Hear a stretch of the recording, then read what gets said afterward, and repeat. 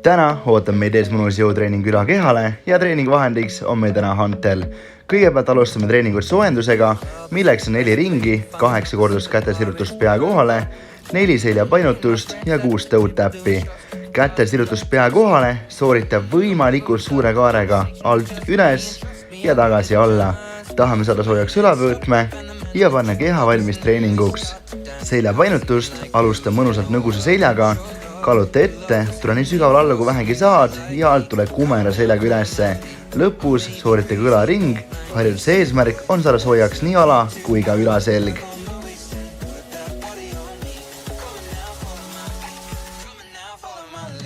Tänaseks viimaseks soojendusharjutuseks on tõutäpid, ehk siis toeng lamangus, vastas käegan, vastas jalapuuted.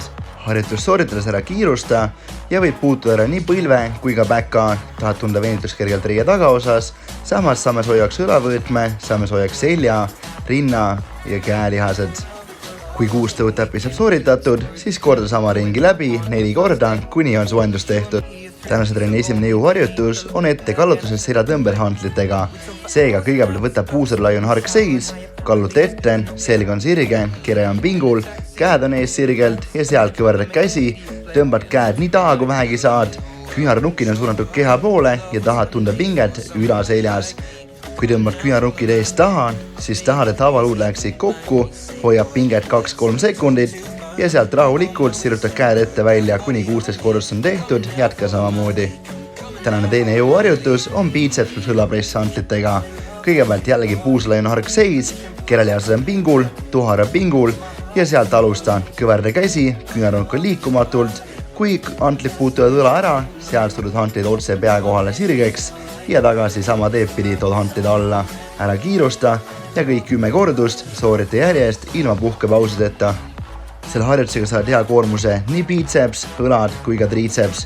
Kui hoiad kerelihased ilusti pingul, saab koormus ka korralikult kere ja tuhar. Õla lendamist hantliga ette alusta alguses pigem ühe hantliga.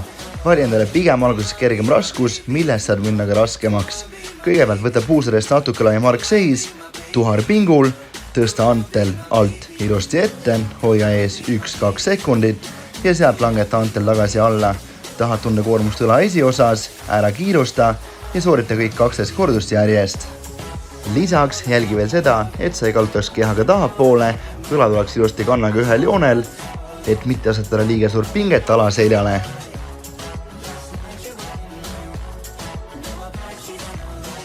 Tänaseks neljandaks harjutuseks on meil hantlik koos riinalt surumine.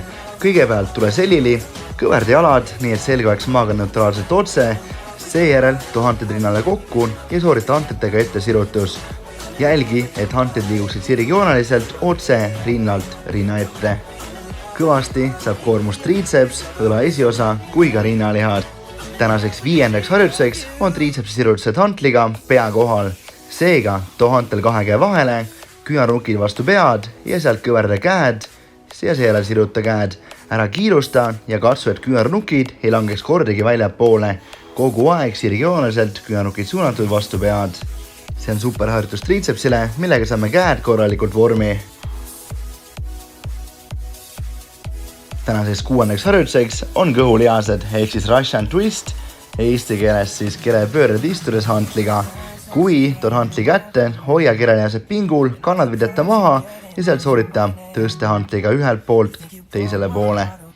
Kui kannad maas variant jääb sinu jaoks liiga kergeks, võid tõsta ka ühe jala maast lahti või siis juba mõlemad jalad maast lahti ja proovida peale seda sooritada sama raskusega 20 kordust. Tänase trenni viimaseks harjutuseks on maksimumplank, ehk siis hoia nii kaua planku, kui vähegi suudad, kerelihased pingul, tuhar pingul, ära tõsta puuse liiga ülesse ja ära lasta talle liiga maad ligi.